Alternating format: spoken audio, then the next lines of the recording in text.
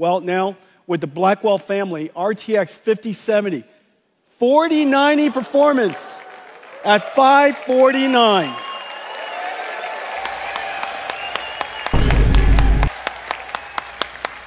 Yeay, keren banget 5070 setara 4090. Ya udah guys, want to sell nih. RTX 3060 dah, want to sell dah. 100.000. Enggak gitu ya. Canda guys, ternyata 5070 setara 4090 itu tidak sesimpel itu guys. Itu yang Nvidia maksud adalah kalau 5070-nya menggunakan DLSS 4. Ya, menggunakan DLSS 4. Jadi bukan beneran setara 4090 secara raw performance. Karena mereka jadi lembaga amal gitu, menjual GPU seharga $500 untuk bisa menyamai performa sebuah GPU yang harganya hampir 30 juta gitu. Walau last gen ya itu tidak mungkin sedermawan itulah. Mereka bukan lembaga sosial gitu ya. Jadi ini 5070 kalau pakai DLSS 4. Anyway, di sini ya gue akan membahas mengenai recap dari keynote CES 2025 yang dibawakan oleh Nvidia. Ya, yaitu adalah RTX 5000 series, si Nvidia Blackwell GPU terbaru nih. Yang di sini GPU-nya akan menggunakan 4 nanometer, terus sudah support memori GDDR7, terus di sini sudah RT Core generasi keempat, terus udah Tensor Core generasi kelima, dan GPU-nya akan menggunakan slot PCIe 5.0x16. Dan tentunya juga akan tetap mempertahankan konektor 12 VHPWR. Di sini kalian membutuhkan sebuah motherboard baru tentunya yang support PCIe 5 di slot GPU dan juga menggunakan power supply baru yang sudah memiliki konektor 12 VHPWR. Nih. Jadi ya mungkin itu sepertinya akan menjadi minimum requirement ya untuk supaya si RTX 5000 series ini berjalan dengan optimal. Nah, di sini Nvidia ngumumin ada 5090, 5080, dan 5070 Ti, serta ada 5070. Ya, jadi di sini langsung ada 3 GPU dan secara spesifikasi sepertinya sih kalau dilihat-lihat ini kayaknya mendekati varian supernya mereka ya yang ada di last gen-nya. Nah, untuk 5090 sendiri tentu di sini VRAM-nya yang paling gendut yaitu ada di 32 GB, memiliki bus width di 512 bit. Ya, ini sih gede banget. Tentu ya orang yang beli 5090 kan mungkin kegunaannya nggak cuma untuk gaming gitu, untuk ngetrain AI model gitu, makanya butuh VRAM gede gitu kan ya. Dan di sini pun secara TDP hampir 600 watt gitu ya. Ini udah setara dan bahkan ngalangin sebuah power supply entry level gitu ya, 575 watt. Nah, 575 watt atau ini kan menggunakan konektor 12 VHPWR ya, di mana konektor 12 VHPWR ini satu colokan 16 pinnya ini tuh maksimumnya ada di 600 watt. Jadi ya 5090 mungkin akan jadi GPU terakhir atau ya sepertinya akan jadi GPU terakhir ya, sebelum mungkin nanti akan ditemukan lagi konektor baru untuk bisa mensuplai GPU yang jauh lebih tinggi lagi gitu secara TDP. Ya ini 575 watt gitu, hampir mentokin spek dari kabel 12 VHPWR. Atau mungkin ya nanti akan ada GPU 12 VHPWR-nya 2 gitu kali ya. Karena ya udah di atas 600 watt. Ya nggak tahu lah. Intinya si 5090 punya TDP segitu. Dan untuk 5080 VRAM-nya sayang banget masih 16 GB. Kenapa nggak dibikin 24 atau ya setidaknya 20 GB lah gitu. Tapi ya Nvidia tetap ngasih 16 GB. Untuk TDP ada di 360 dan untuk 5070 Ti di sini VRAM-nya 16 GB yang sekali lagi speknya ini kayaknya ngambil dari varian supernya yang di situ kan Ti Super udah 16 GB. Kalau yang Ti polos itu masih 12 GB. Dan untuk TDP si 5070 Ti ada di 300 watt dan 5070 sayang banget VRAM-nya masih 12 GB, tidak ada kenaikan dibandingkan 4070 Super maupun 4070 polos. Dan TDP-nya ada di 250 watt. Ya mungkin ini akan jadi sweet spot ya untuk orang-orang yang akan meminang RTX 5000 series. Karena di 4070 itu kan GPU yang paling memiliki price to performance terbaik tuh di generasi sebelumnya. Dan sepertinya akan terjadi lagi nih di RTX 5000 series. Nah, untuk beberapa brand partner sudah memperlihatkan model-model GPU mereka yang menurut gue sih ada beberapa yang menarik ya. Seperti ROG di sini memperkenalkan GPU bernama ROG Astral, itu desainnya keren banget. Ada 4 biji gitu fan-nya. Terus ada di sini iGame Vulkan yang lagi-lagi menggunakan layar nih GPU-nya, dan tentunya di sini ada MSI Supreme Liquid. Ya, GPU dengan liquid cooler kembali lagi nih yang didatangkan oleh dari brand GPU-nya langsung. Ya mungkin ini ya karena 5090 kan tadi TDP-nya cukup monster gitu, hampir 600 watt. Dan buat kita di Indonesia sih secara MSRP kalau gue lihat di GeForce Web-nya itu udah ada harganya.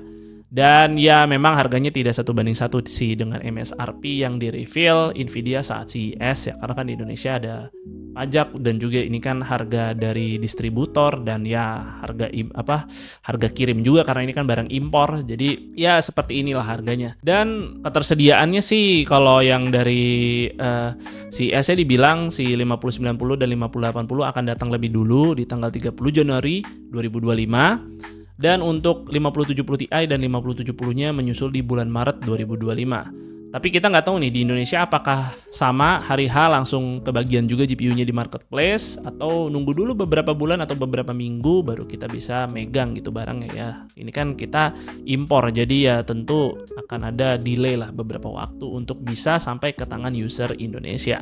Nah, selanjutnya kita akan membahas DLSS 4 nih, yang menjadi hard selling point dari si RTX 5000 series. Nah, sebelum lebih jauh mengenai DLSS 4, kita lihat dulu nih raw performance dari RTX 5090 yang ternyata masih struggle nih running game Cyberpunk di 4K native menggunakan Advanced Ray Tracing. Itu FPS-nya nggak nyampe 30 guys. Jadi ya inilah raw performance dari 5090. Tapi ketika menggunakan DLSS 4 langsung deh tuh FPS-nya tembus ratusan FPS. Ya ini yang dimaksud sama Nvidia. Kenapa sebegitunya mereka ngasih bold statement GPU-GPU-nya ini bisa 2 kali lipat performa dibanding generasi sebelumnya. Ya karena DLSS 4. Jadi sekali lagi yang mereka tampilkan kemarin itu adalah karena DLSS 4, bukan raw performance. Dan di sini kita akan bahas nih, DLSS 4 ini sebagaimana efektif sih, sebagaimana ya apa sih bedanya dibandingkan DLSS 3, DLSS 2 atau DLSS pertama. Ya jadi di sini DLSS 4 ini Nvidia memperkenalkan teknologi bernama multi-frame generation. Apa ini multi-frame generation? Nah, jadi kalau dibandingkan sama DLSS 3 frame gen terdahulu, si DLSS 4 multi frame gen ini dia bisa mengenerate image jauh lebih banyak lagi dari hasil satu render image native. Ya kalau dulu kan satu render image native cuma bisa ngegenerate satu frame. Ya di DLSS 4 ini dia bisa mengenerate 3, 4 atau mungkin 5 frame gitu yang digenerate oleh AI, yang native-nya cuma ada satu aja. Ya jadi ini hal yang cukup menarik dan ini menjadi yang selling point ya di RTX 5000 series. Dan tentu inilah yang Nvidia marketingkan gitu, bukan raw performance ya. Makanya kalau kita lihat nih slide performance di situ kan ada itu yang tinggi-tinggi, sampai 2x performance, relative performance ya, ini karena ada DLSS 4-nya. Di sini juga ada game nih yang nggak punya DLSS 4 sama sekali tuh, bisa dilihat Far Cry 6 dan Plague Tale Requiem, yaitu performance increase-nya nggak nyampe 2 kali lipat. Ya itulah mungkin sebuah raw performance dari GPU RTX 5000 series dibandingkan generasi sebelumnya. Tapi DLSS 4 multi-frame generation ini cukup menarik karena selain nih ngasih lihat bisa mengenerate image lebih banyak lagi, di sini ada juga sebuah algoritma baru atau sebuah fitur baru yang bisa dikatakan bernama transformer based model. Nah, transformer based model ini saat kita menggunakan DLSS super resolution itu kan pasti nanti akan kehilangan dari sisi segi ketajaman tekstur, kemudian juga akan menampilkan ghosting atau juga adanya image jittering gitu, kayak misalkan kayak objek yang jauh karena saking pixelatednya dia tuh bakal geter-geter gitu ya, karena dipaksa upscale ke resolusi yang jauh lebih tinggi. Berkat transformer based model ini, image yang nanti di upscale akan jadi jauh lebih stabil dan jauh lebih bagus lagi kualitasnya dibandingkan RTX generasi sebelumnya yang hanya mengandalkan CNN based model.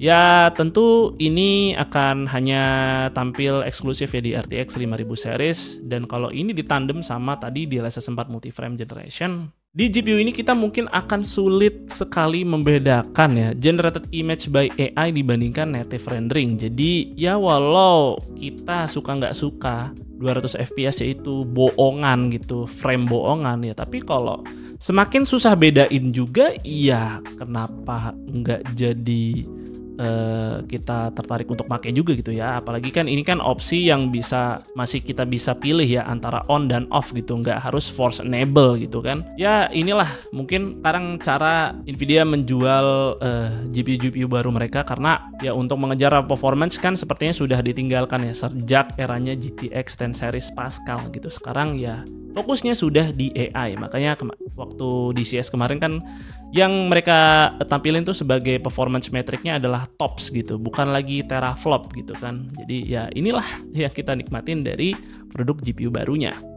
Nah untuk generasi GPU sebelumnya sepertinya kita bisa katakan bye-bye, karena DLSS 4 multi-frame generation ini hanya akan eksklusif di RTX 5000 series saja. Bahkan RTX 4000 series pun tidak akan bisa mengakses fitur ini. Jadi sangat disayangkan sekali. Ya, betul.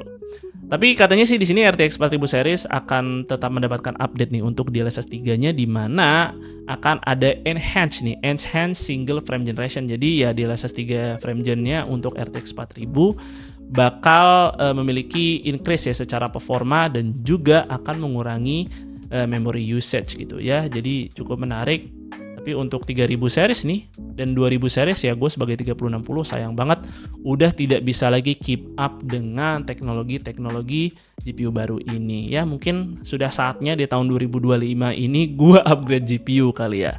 Ya anyway, di sini selanjutnya ada RTX 5000 series untuk laptop tentunya, dan juga diumumkan ada 4 SKU 5090, 5080, 5070 Ti dan 5070. Di sini secara spesifikasi sih ya kalau dilihat nih 5090 paling menarik ini karena dia menggunakan 24 GB GDDR7. Tapi secara bandwidth dia cuma 256 bit.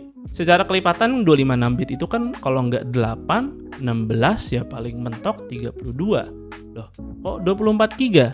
24 GB bukan harusnya 192. 192 kan kelipatan 6, 12, ya terus 24 dan 48. Ya mungkin aja di sini dia menggunakan chip memori baru yang bernama non-binary memory. Pernah gue bahas tuh dalam bentuk RAM. Jadi ya ini di sini si chip VRAM-nya ini bukan lagi 2 GB per keping melainkan 3 GB per keping. Jadi angka ganjil gitu. Makanya dia bisa memiliki 24 GB.